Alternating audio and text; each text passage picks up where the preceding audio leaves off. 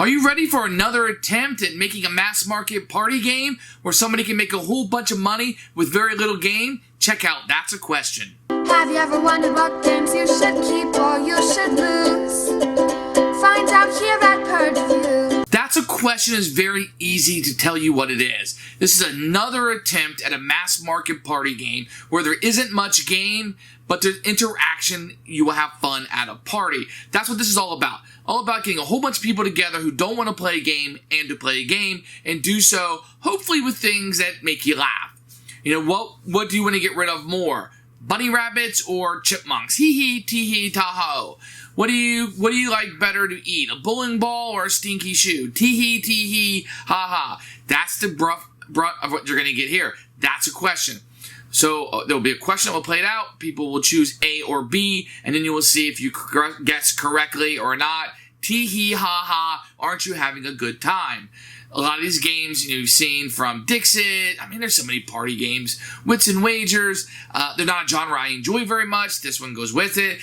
This is coming off the heels of Codenames, I believe. And Codenames was a fun game. It's okay. But I don't need a million party games. But boy, do they sell. And is there money just printing out that money? And that's what this is. It's another attempt at that. Not much game here, really. And you can really just play this as an activity. I don't need to keep score. I mean, you can and whatever. But it's more about the tee-hee moments of answering those questions. What would you rather do? Jump off a cliff or swim through shark-infested waters? I don't know. You know, what would so-and-so think about that? It's okay. It almost reminds me, I watched the TV show Survivor. It also reminds me of, like, in the early seasons, how they would have those little mini games that they would play, get to know each other, and can you guess what the other person would say? Do you know the person well enough? That's what you get here. You're looking for a party game to ask funny questions or interesting questions, or questions that are really hard between A and B, or maybe wacky ones. This is it. This is what you get. That sounds like a good time on a Friday or Saturday night. That's a Questions for you. Everybody else, for me, it's a Purge. Here's That's a Question by CGE, another one of their party games by Vlaada Chvatil. You're going to open this up, and you're going to get an advertisement. You're going to get acorns that have hazelnut on the other side. You're going to get little scoring markers of these cute little squirrels that will be bouncing around.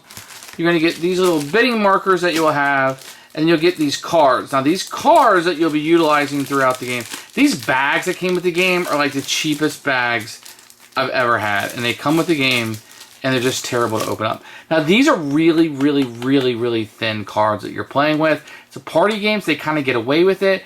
But just know they have 3 sides on them. They look beautiful. They are just thin as cheese. You're also going to get a cardboard that will have the questions on it. And you're going to have a board for 3 to 4 players on one side and 5 to 6 on the other side. This is one of those games where you definitely want to play with more. Here's the rule book, and it tells you right here on the front, you want to look for this yellow. That's going to be the rules. There's going to be clarifications for you. So setup is very easy. You can see right here. Gives you pictures of the components also, which is nice. And then the gameplay. Really, all you need to do is read the yellow ones. The rest is just kind of flavor text and kind of, I don't know, explains things a little bit more detail. So, not too bad. Plenty of pictures and kind of teach you how to do it. You can read this about 5 minutes and be up and running. Some examples for you. What to do if you have the lake and the meadows and end of turn. And then it just clarifies some things like take-backs, the final round, end of game, and how to play with less than 5 or 6 players. A little bit of rules changes there. And then guidelines for answering. Rulebook is actually fairly good. It has some comedy in it. It's a really good rulebook. But if you really want to get to the meat and potatoes of it, you just read the yellow parts and you'll be up and running in no time. So this board is just a scoring track as you'll be moving up and around through the game. If you get to the meadow, which is here, or the lake, then you can pick up your modifiers if you want to. I'll explain how those work. But if you're able to score up to these points, this is how you get the modifiers back that you'll be able to utilize during the game. This board, 100% just a scoring mechanism. Instead of the game, I'm going to be putting this little marker out, which is going to have 3 questions on it. Which would you miss more if it ceased to exist? Whom do you consider worse? Which of these would you choose? Everybody's going to get an acorn or hazelnut, depending on which side you want to play on. It makes no difference, except for the starting player. Then everybody will be given a number of these question cards, which will go in their hand, which will give them plenty of options. If you're the starting player, you'll choose somebody who has an acorn, take their acorn in front of you, and then you will choose 2 questions. Let's say I'm going to do this. Which would you choose? I might put to be the best basketball player in the world, to have nice dreams every night. And then what the other players will do is they will try to guess, and the other players will try to guess which one you think it is. So then what the other players will do, they try to guess which one you think it is. Let's say mine is B, and I would put that down in front of me. Nobody would know what I put. The other players would guess A, or B. Would I rather have nice dreams every night or be the best basketball player in the world? Of course I picked the best basketball player in the world. That's like a gajillion-dollar a year job. But these guys would be wrong. B would then score a point.